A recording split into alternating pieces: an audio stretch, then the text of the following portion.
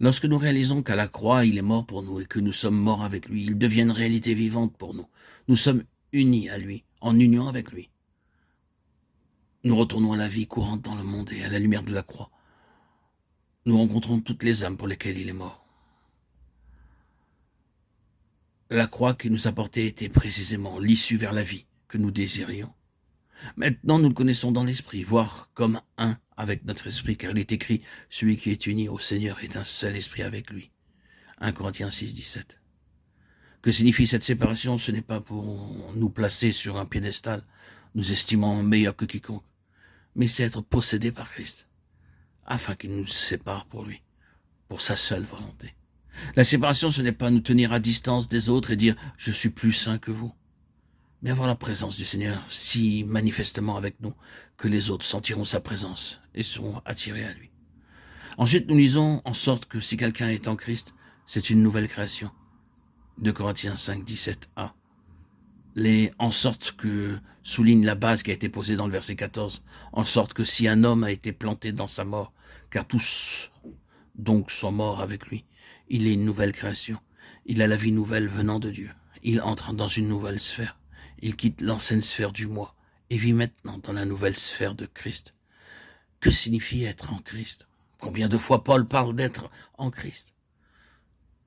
Prenez le petit mot « en » et obtenez dans les épîtres « comme toutes choses nous sont données seulement quand nous vivons dans la sphère de Christ.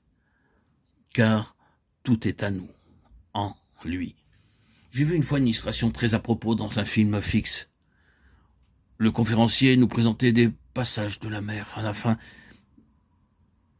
en voyant tous ces paysages, il projeta sur l'écran l'image d'une mer en furie, où on y voyait des formes humaines qui se noyaient dans l'eau. Soudain, un rocher surgit de l'eau, puis sur le rocher une croix, et sur la croix le Christ. Une des figures qui se noyait fut emportée jusqu'au rocher. Elle s'accrocha au pied de la croix, sauvée. Tout ce qu'elle pouvait faire, c'était de s'y cramponner jusqu'à ce que le Christ sur la croix se penchât sur elle, l'éleva hors de la mer agitée et la prit sur son sein. Une autre image fut posée et elle disparut, cachée au regard en lui. Ceci est une merveilleuse leçon imagée. Au lieu d'être tout le temps occupé de vous-même, pensez à vous comme étant en sûreté, caché en Christ. Par sa puissance, vous serez élevé hors de vous-même et vous vivrez en lui. Vous expérimenterez la paix de Christ, la joie d'être en Christ. Tout est à nous en lui. Vivons donc dans la sphère de Christ.